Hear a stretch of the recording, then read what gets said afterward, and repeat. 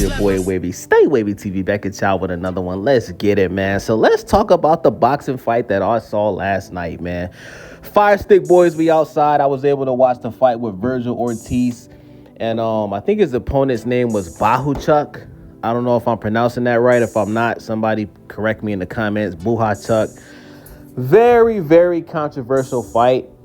And if you go on my Twitter, right, my Twitter name is Days Chris Dior. I literally predicted what was going to happen literally before they announced who won the fight.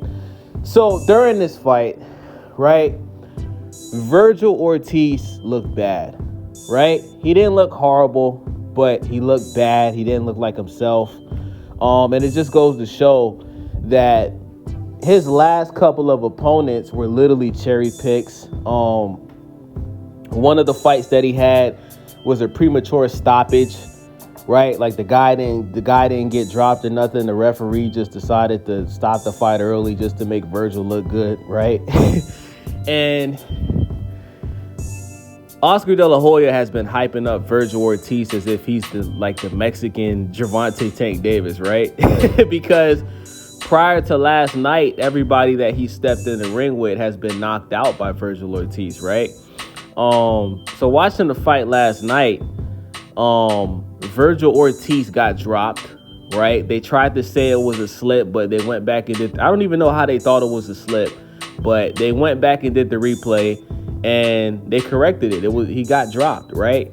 And then he got dropped again, right? He got dropped twice by this guy, man. He got dropped again and it did kind of look like a slip.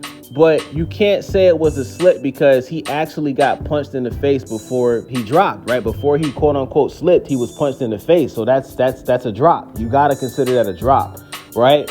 When somebody slips, right? If the punch doesn't make any contact with your face or to the body, then it's a slip. But once you get punched and then you slip after, no. You got your ass dropped, right? So Vergil Ortiz got his ass dropped twice, right?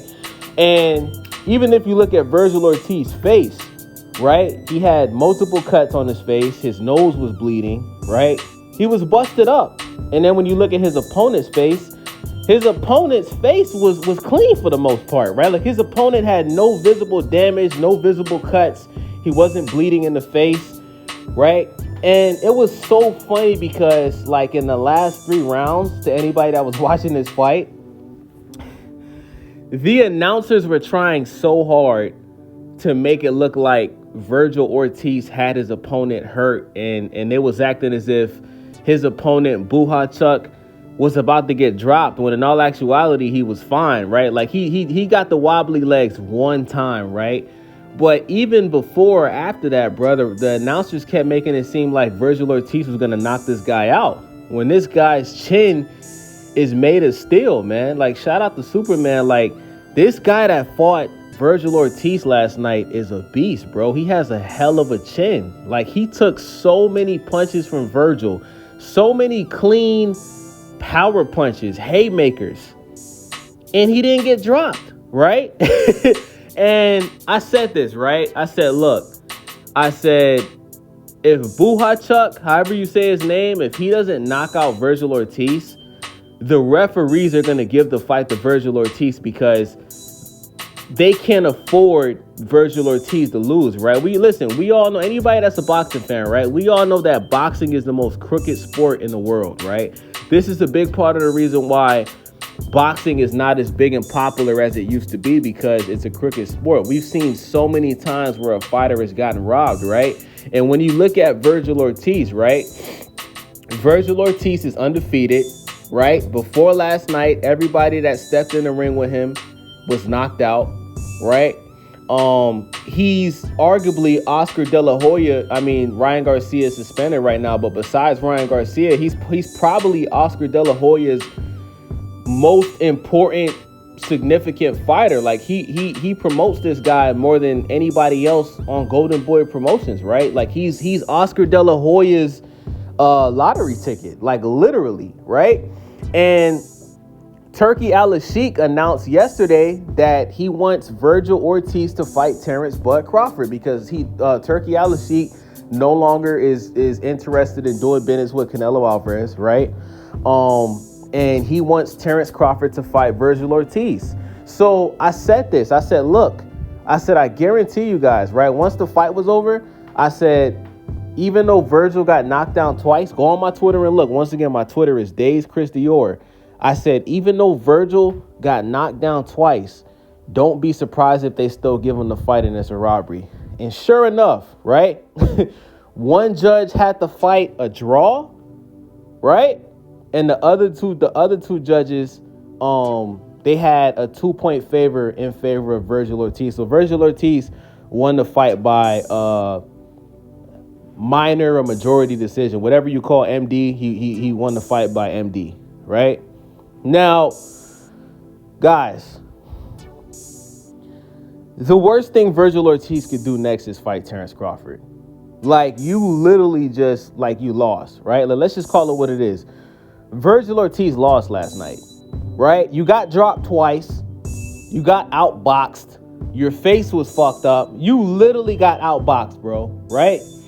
You lost last night, and you got saved by the crooked sport of boxing. That's the only thing that saved you, was the crooked sport of boxing. You guys got to understand, boxing is a business, right? I'm going to say this again.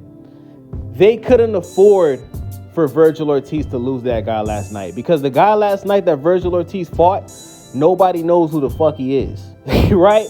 Like a casual boxing fan like myself, I don't know who he is, right? So there's no money in the guy, right? To have that guy beat Vergil Ortiz, it doesn't make sense money-wise. And if Vergil Ortiz is stupid enough to fight Terence Crawford next, he's going to get knocked out. And you guys know, I'm not a Terence Crawford fan, but I think Vergil Ortiz is the perfect next fight for Terence Crawford. Why? Because Terence Crawford just had his first fight at 154. He didn't look good against Majimov, right? We didn't see Terence Crawford's power translate.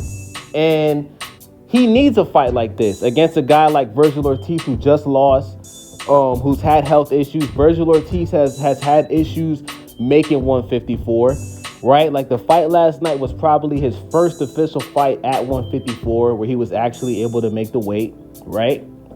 And stylistically, this is the perfect fight for Terence Crawford, because this is the fight at 154 that we should be able to see the Terence Crawford that looked as good as he did at 140 and 147, right?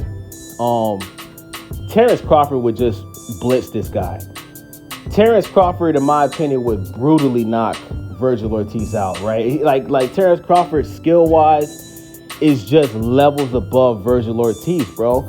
And what we learned last night is Vergil Ortiz can't take a punch. He can't.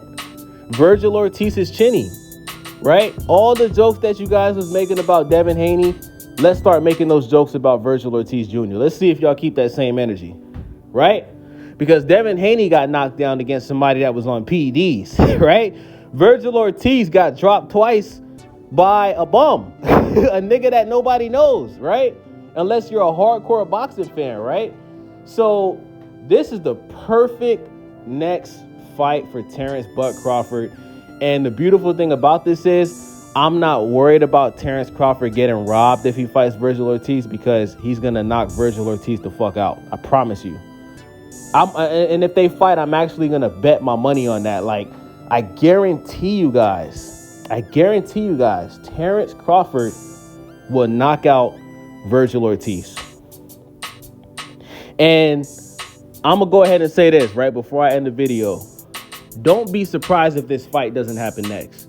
Because, like I said, this is Oscar De La Hoya's lottery ticket. He knows for a fact that Vergil Ortiz is not ready for Terence Crawford. He knows that, right? Now, the reason why Vergil might take it is because obviously this would be his highest payday. He would have the chance to make generational wealth, right?